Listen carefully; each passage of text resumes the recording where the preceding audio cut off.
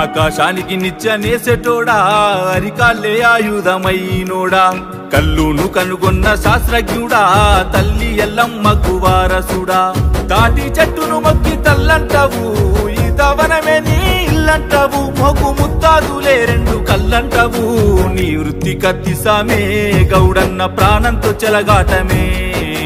ముంతేడు కల్లు కోసం ఎంతటి త్యాగాని కొడిగడుతవే నీ వృత్తి కత్తిసామే గౌడన్న ప్రాణంతో చెలగాటమే ముంతేడు కల్లు కోసం ఎంతటి త్యాగాని కొడిగడుతవే